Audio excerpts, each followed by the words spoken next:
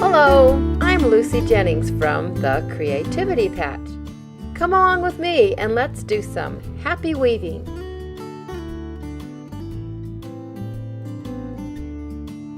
This is how I planned out my weaving. It reminds me of the desert landscape around me. I'm going to start out with the darker brown at the bottom and then go into the greens and then the blues for like the mountains and then the orangey, reddish, yellowy for the sunset. And then I'll put my cholla cactus branch on the top.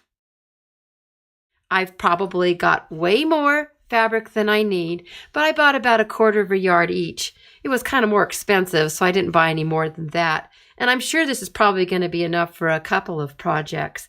But I always like to get a little bit more because you never know. What if you want a little more of one color than you thought? But I'm not going to start weaving with the fabric. I'm going to do a few rows of the cotton yarn first.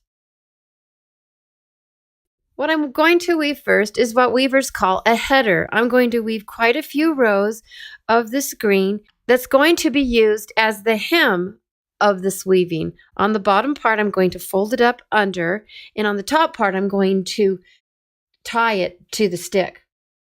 So I'm just going to count out a few yards of this green.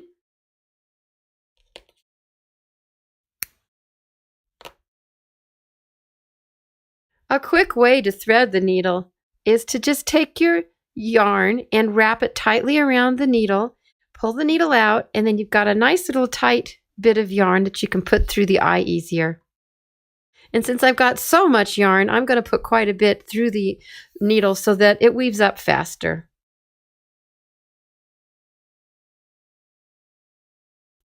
Now, as I begin weaving, I'll go over thread, under, over, under, all the way across.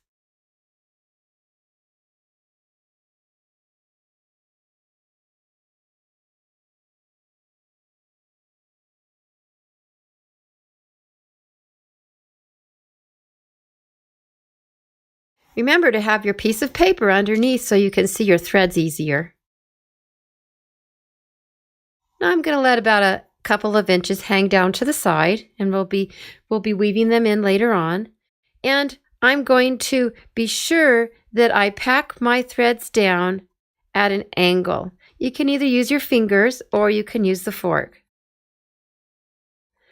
But you do not want to just make it go straight across like that. That's not good. What it's going to do is end up pulling, the weft thread's going to want to pull in, and the next thing you know, your warp is going to be pulling in and getting thinner. So we don't want that happening. So I'm going to make it at the diagonal.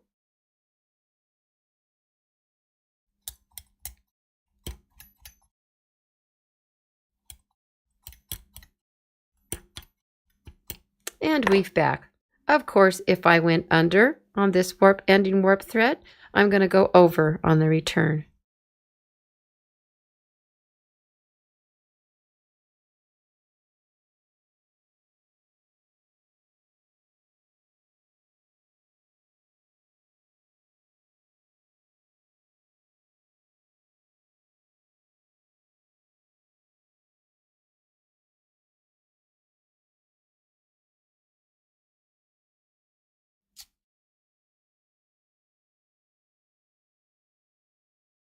Now this is another crucial part.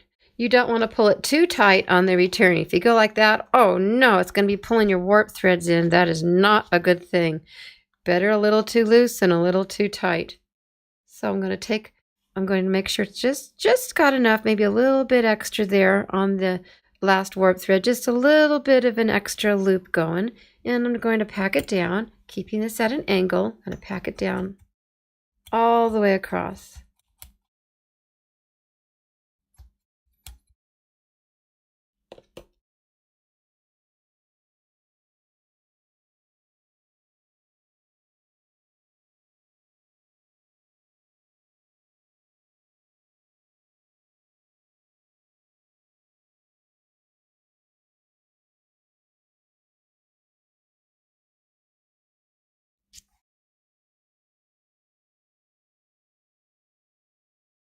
What I'm weaving right now is called the header.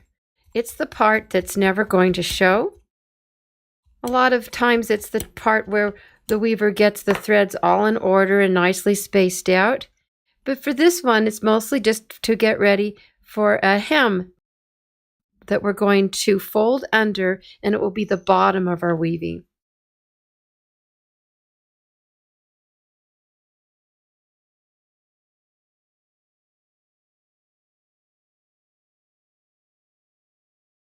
Weaving the heading takes a bit of time, so it might be a good idea to watch some TV while you're doing this part.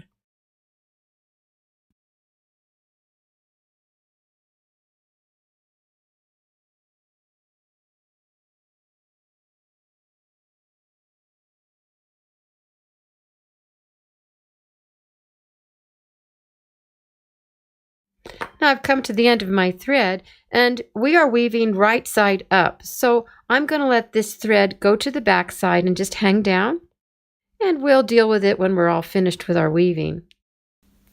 So as I start my new thread, I'm just remembering this is where it ended. I'll just start in weaving right where that one went over, and then it's going under. So I'll just continue that and go across.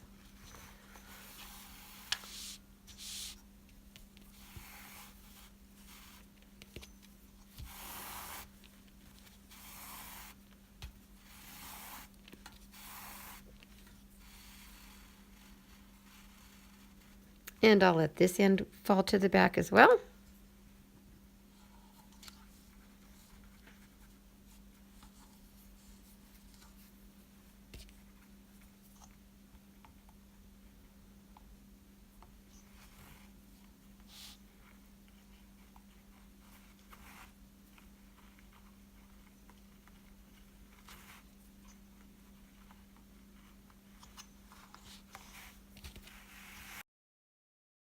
Now I've woven 1 inch of the header, and that's enough for the hem.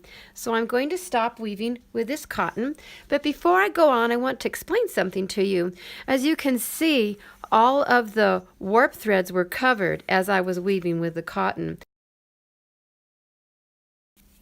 That's because the cotton thread is quite narrow and it fits right in between all of the warp threads and packs down, kind of looking like a rug. We call this weft-faced weave. That's because we only see the weft as we weave, and the warp gets hidden. As we weave in the fabric strips, we're going to be seeing the warp more. I'll just cut off this at a few inches and let it hang down. We'll be finishing it in later on. And it's time to start weaving with the fabric strips.